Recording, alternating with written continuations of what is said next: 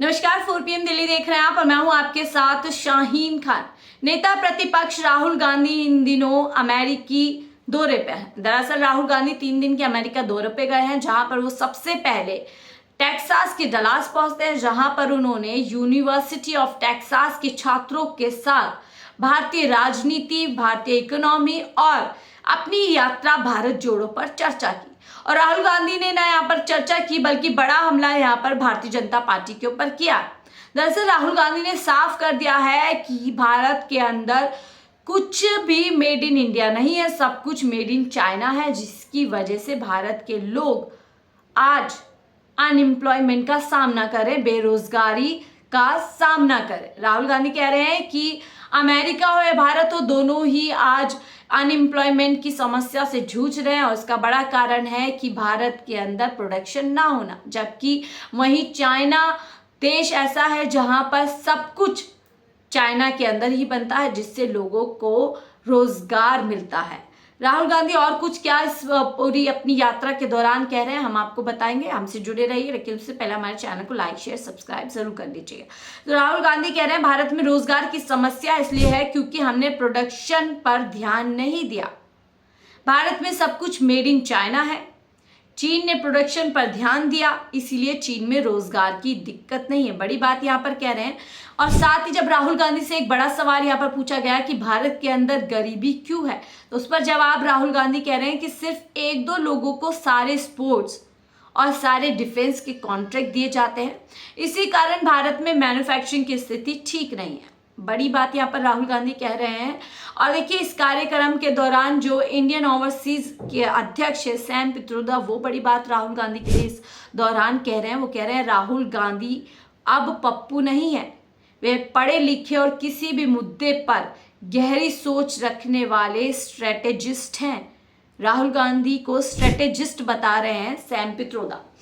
और क्या कुछ राहुल गांधी की इस यात्रा के दौरान इस मुलाकात में हुआ, वो हम आपको बताते हैं। कार्यक्रम के अंदर राहुल गांधी के साथ 7 सवाल किए गए थे। सवाल था लीडर ऑफ ऑपोजिशन के तौर पर क्या चैलेंज होते हैं, ये यहाँ पर राहुल गांधी के लिए पूछा गया। तो राहुल गांधी जवाब दे रहे हैं कि ऑपोजिशन लोगों की आवाज होता है, विपक्ष को लीडर के तौर सोचना होता है कि कहां और कैसे लोगों की आवाज उठाई जा सकती है। और ये हमने बाकायदा देखा है कि राहुल गांधी ने कई ऐसे मुद्दे जो लोगों से जुड़े हुए थे, जनता से जुड़े हुए थे, संसद के अंदर उठाए थे और मजबूती के साथ उन पर सरकार से जवाब मांगा था। उन्होंने साथ ही कहा इस दौरान इंडस्ट्री, पर्सनल, फार्मर्स, सब पर्सपेक्टिव से सोचना होता है, अच्छे से सुनकर और समझकर जवाब देना होता है।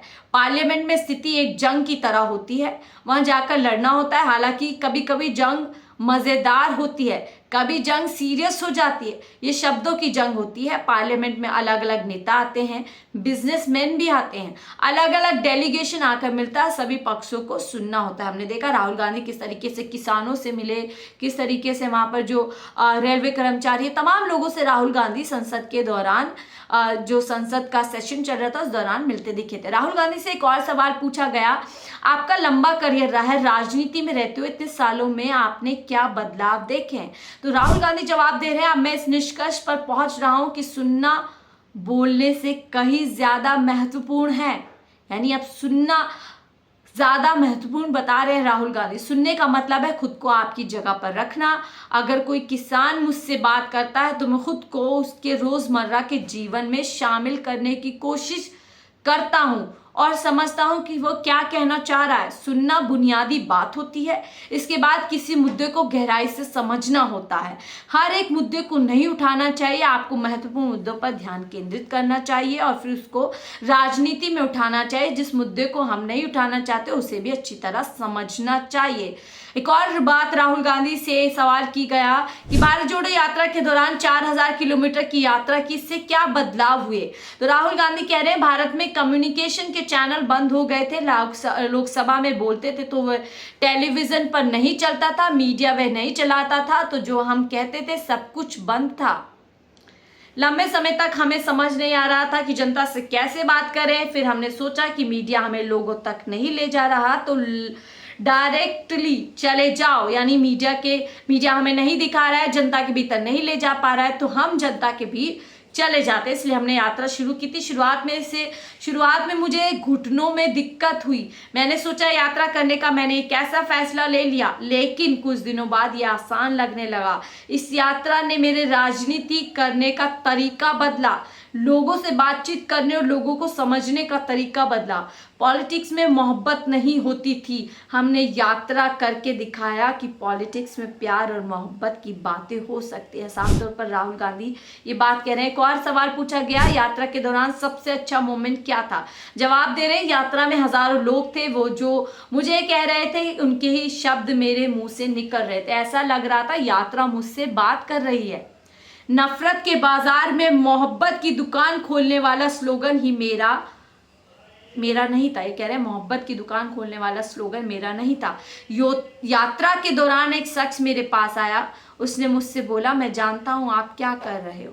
मैं जानता हूं आप क्या कर रहे हो। मैंने पूछा क्या कर रहा हूं, तो बोला आप नफरत के बाजार में मोहब्बत की दुकान खोल रहे हैं। राहुल गांधी को ये एक यात्रा के दौरान ये बात एक व्यक्ति ने की। ऐसे ही एक महिला मेरे पास है, उन्होंने मेरा हाथ पकड़ा। मैंने पूछा क्या? उन्होंने मुझे, मेरा पति मार रहा था, मैं भाग कर आई हूँ, पुलिस को बताएंगे तो वह भी मारेगा। मैंने ये यात्रा यानी यात्रा के दौरान क्या कुछ राहुल गांधी ने एक्सपीरियंस किया, किस तरीके से लोग उनसे मिले, तमाम बातें राहुल गांधी यहाँ पर बात कर रहे हैं। साथ ही कहते हैं भारत में देवता का मतलब सिर्फ भगवान नहीं होता है।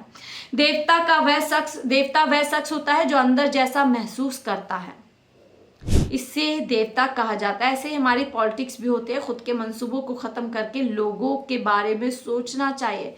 साफ तौर पर राहुल गांधी कह रहे हैं। एक और सवाल जब राहुल गांधी से पूछा गया युवाओं के रोजगार को लेकर के, आपका क्या कहना है, तो राहुल गांधी ने युवाओं के रोजगार पर वही कहा कि पूरे विश्व में रोजगार की दिक्कत नहीं है, वेस्ट में रोजगार की दिक्कत है, भारत में भी है लेकिन चीन में नहीं है। वही बात कहते हैं कि क्योंकि चीन के अंदर प्रोडक्शन होता है, वहाँ पर जो है पूरी तरीके से प्रोडक्शन पर ध्यान दिया गया है, जिसके चलते वहाँ पर जो रोजगार है उसकी समस्या नहीं है।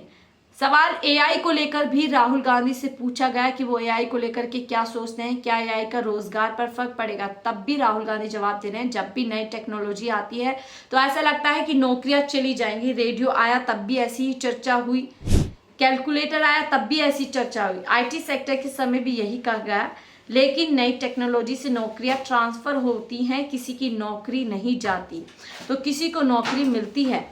आज कंप्यूटर ने कई नौकरियां बनाई हैं। राहुल गांधी का साफ एआई टेक्नोलॉजी को लेकर के ये बयान है।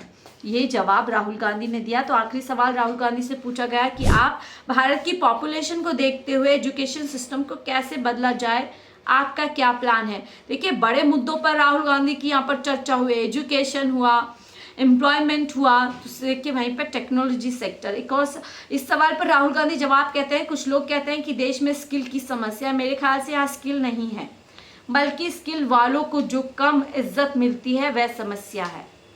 इसके अलावा हमारे देश में एजुकेशन सिस्टम भी बिजनेस सिस्टम से मेल नहीं खाता। स्किल और एजुकेशन में हमारे देश में एक बड़ा गैप है, इसे ख़त्म करना होगा। देश में कई यूनिवर्सिटी में VCRSS जुड़े हैं, नहीं होना चाहिए। बड़ी बात यहाँ पर राहुल गांधी तमाम सवालों के जवाब देते हैं। बहरहाल राहुल गांधी का ये 3 दिवसीय दौरा है, हो सकता है